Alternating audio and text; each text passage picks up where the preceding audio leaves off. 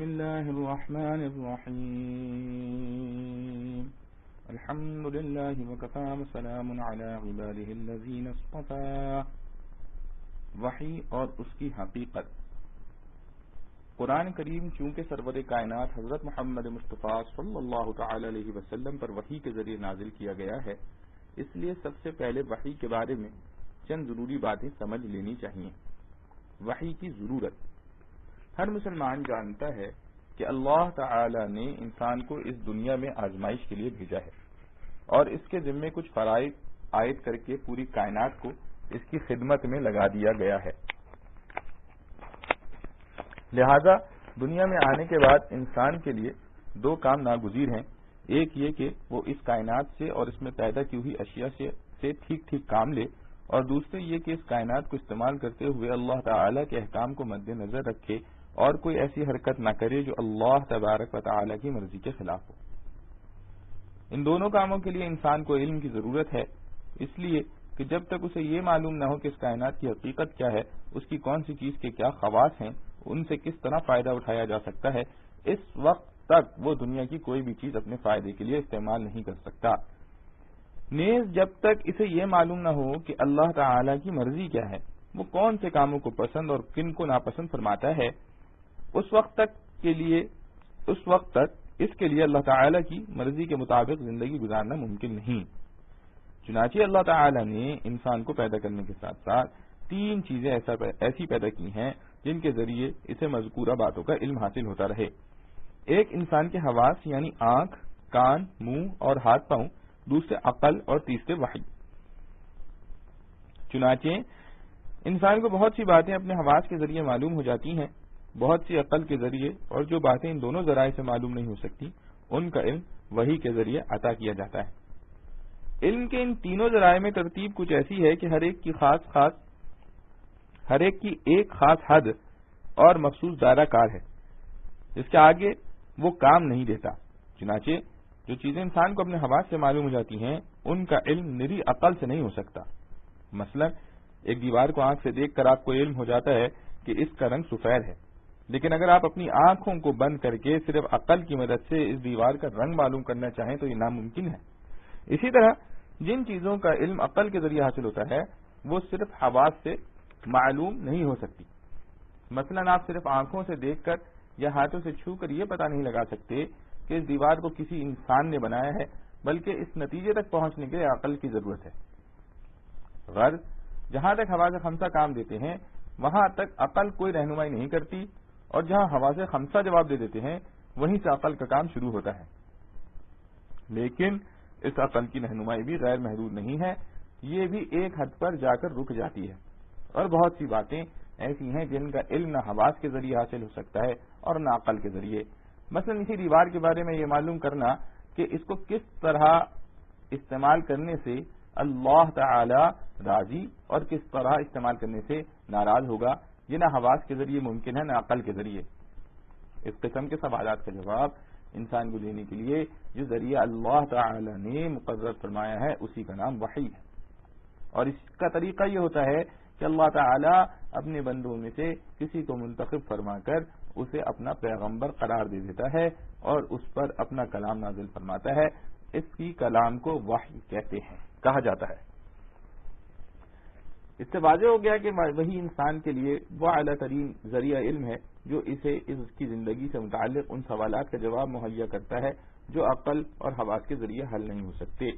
لیکن ان کا علم حاصل کرنا اس کے لیے ضروری ہے، اس سے یہ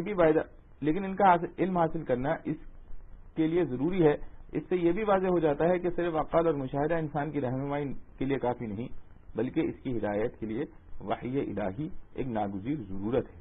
اور چونکہ بنیادی طور پر وحی کی ضرورت پیش ہی اس جگہ آتی ہے جہاں عقل کام نہیں دیتی، اس لیے یہ ضروری نہیں ہے کہ وحی کی ہر بات کا ادراک عقل سے ہو ہی جائے، بلکہ جس طرح کسی چیز کا رنگ معلوم کرنا عقل کا کام نہیں بلکہ حواس کا کام ہے، اسی طرح سے بہت سے دینی عقائد کا علم حاصل کرنا بھی عقل کے بجائے وحی کا منصب ہے، اور ان کے ادراک کے لیے نری عقل پر بھروسہ کرنا درست نہیں.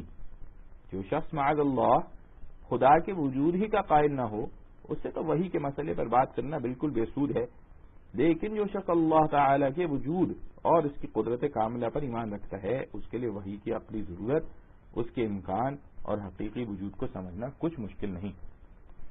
اگر آپ اس بات پر ایمان رکھتے ہیں کہ یہ کائنات ایک قادر مطلق نے پیدا کی ہے، وہی اس کے مربوط اور مستحکم نظام کو اپنی حکمت بالغہ سے چلا رہا ہے اور اسی نے انسان کو کسی خاص مقصد کے تحت یہاں بھیجا ہے، تو پھر یہ کیسے ممکن ہے کہ اس نے انسان کو پیدا کرنے کے بعد اسے بالکل اندھیرے میں چھوڑ دیا ہے اور اسے یہ تک نہ بتایا ہو کہ وہ کیوں اس دنیا میں آیا ہے، یہاں اس کے ذمے کیا فرائض ہیں، اس کی منزل مقصود کیا ہے اور وہ کس طرح اپنے مقصد زندگی کو حاصل کر سکتا ہے. کیا کوئی شخص جس کے ہوش و حواس سلامت ہوں ایسا کر سکتا ہے کہ اپنے کسی نوکر کو ایک خاص مقصد کے تحت کسی سفر پر بھیج دے اور اسے نہ چلتے وقت سفر کا مقصد بتائے اور نہ بعد میں کسی پیغام کے ذریعے اس پر یہ واضح کرے کہ اسے کس کام کے لیے بھیجا گیا ہے اور سفر کے دوران اس کی ڈیوٹی کیا ہوگی؟ جب ایک معمولی عقل کا انسان بھی ایسی حرکت نہیں کر سکتا تو آخر اس خداوند قدوس کے بارے میں تصور کیسے کیا جا سکتا ہے جس کی حکمت بالغہ سے کائنات کا سارا نظام چل رہا ہے؟ یا پھر کیسے ممکن ہے کہ جس ذات نے چاند، سورج، آسمان، زمین، ستاروں اور سیاروں کا ایسا محیر العقول نظام پیدا کیا ہو وہ اپنے بندوں تک پیغام رسانی کا کوئی ایسا انتظام بھی نہ کر سکے جس کے ذریعے انسانوں کو ان کے مقصد زندگی سے متعلق ہدایات دی جا سکے؟ اگر اللہ تعالیٰ کی حکمت بالغہ پر ایمان ہے تو پھر یہ بھی ماننا پڑے گا کہ اس نے اپنے بندوں کو اندھیرے میں نہیں چھوڑا بلکہ ان کی رہنمائی کے لیے کوئی باقاعدہ نظام ضرور بنایا ہے. بس رہنمائی کے اسی باقاعدہ نظام کا نام وحی و رسالت ہے. اس سے صاف واضح ہو جاتا ہے کہ وحی محض ایک دینی اعتقاد ہی نہیں بلکہ ایک عقلی ضرورت ہے جس کا انکار در حقیقت اللہ تعالی جل شأنہ کی حکمت بالغہ کا انکار ہے. حضور پاک صلی اللہ علیہ وسلم پر نزول وحی کے طریقے. وحی و رسالت کا یہ مقدس سلسلہ سرکار دو عالم محمد مصطفیٰ صلی اللہ تعالی علیہ وآلہ وسلم پر ختم ہو گیا. اب کسی انسان پر نہ وحی نازل ہوگی اور نہ اس کی ضرورت ہے. حضرت صلی اللہ علیہ وسلم پر مختلف طریقوں سے وحی نازل ہوتی تھی. صحیح بخاری رحمۃ اللہ علیہ کی ایک حدیث میں حضرت عائشہ رضی اللہ عنہا فرماتی ہیں کہ ایک مرتبہ حضرت حارث بن حشام رضی اللہ عنہ نے حضرت صلی اللہ تعالی علیہ وسلم سے پوچھا کہ آپ صلی اللہ علیہ وسلم پر وحی کس طرح آتی ہے؟ تو حضرت صلی اللہ علیہ وسلم نے فرمایا کہ کبھی تو مجھے گھنٹی کی اسی آواز سنائی دیتی ہے اور وحی کی یہ صورت میرے لیے سب سے زیادہ سخت ہوتی ہے. پھر جب یہ سلسلہ ختم ہوتا ہے تو جو کچھ اس آواز نے کہا ہوتا ہے مجھے یاد ہو چکا ہوتا ہے اور کبھی فرشتہ میرے سامنے ایک مرد کی صورت میں آ جاتا ہے. صحیح بخاری رحمۃ اللہ علیہ 2/1. اس حدیث میں آپ صلی اللہ علیہ وسلم نے وحی کی آواز کو گھنٹیوں کی آواز سے جو تشبیہ دی ہے، شیخ محی الدین ابن عربی رحمۃ اللہ علیہ نے اس کا مطلب یہ بیان کیا ہے کہ ایک تو وحی کی آواز گھنٹی کی طرح مسلسل ہوتی ہے اور بیچ میں ٹوٹتی نہیں. دوسرے گھنٹی جب مسلسل بجتی ہو تو عموماً سننے والے کو اس کی آواز کی سمت متعین کرنا مشکل ہوتا ہے کیونکہ اس کی آواز ہر جہت سے آتی ہوئی محسوس ہوتی ہے اور کلام الہی کی بھی یہ خصوصیت ہے کہ اس کی کوئی ایک سمت نہیں ہوتی بلکہ ہر جہت سے آواز سنائی دیتی ہے. اس کیفیت کا صحیح ادراک تو بغیر مشاہدے کے ممکن نہیں، لیکن اس بات کو عام ذہنوں سے قریب کرنے کے لیے آپ صلی اللہ تعالی علیہ وسلم نے اسے گھنٹیوں کی آواز سے تشبیہ دے دی ہے. فیض الباری. جب اس طریقے سے آپ صلی اللہ علیہ وسلم پر وحی نازل ہوئی تو آپ صلی اللہ علیہ وسلم پر بہت زیادہ بوجھ پڑتا تھا. حضرت عائشہ رضی اللہ عنہا اسی حدیث کے آخر میں فرماتی ہیں کہ میں نے سخت جانوں کے دن میں آپ صلی اللہ علیہ وسلم پر وحی نازل ہوتے ہوئے دیکھی ہے. ایسی سردی میں بھی جب وحی کا سلسلہ ختم ہوتا تو آپ صلی اللہ علیہ وسلم کی مبارک پیشانی پسینے سے شرابور ہو چکی ہوتی تھی. ایک اور روایت میں حضرت عائشہ رضی اللہ عنہا بیان فرماتی ہیں کہ جب آپ صلی اللہ علیہ وسلم پر وحی نازل ہوتی تو آپ صلی اللہ علیہ وسلم کا سانس رکنے لگتا، چہرہ انور متغیر ہو کر کھجور کی شاخ کی طرح زرد پڑ جاتا، سامنے کے دانت سردی سے کپکپانے لگتے اور آپ صلی اللہ علیہ وسلم کو اتنا پسینہ آتا کہ اس کے قطرے موتیوں کی طرح ڈھلکنے لگتے تھے. الاتقان. وحی کی اس کیفیت میں بعض اوقات اتنی شدت پیدا ہو جاتی کہ آپ صلی اللہ علیہ وسلم جس جانور پر اس وقت سوار ہوتے وہ آپ صلی اللہ علیہ وسلم کے بوجھ سے دب کر بیٹھ جاتا. اور ایک مرتبہ آپ صلی اللہ علیہ وسلم نے اپنا سر اقدس حضرت زید رضی اللہ عنہ بن ثابت کے زانوں پر رکھا ہوا تھا کہ اسی حالت میں وحی نازل ہونی شروع ہو گئی.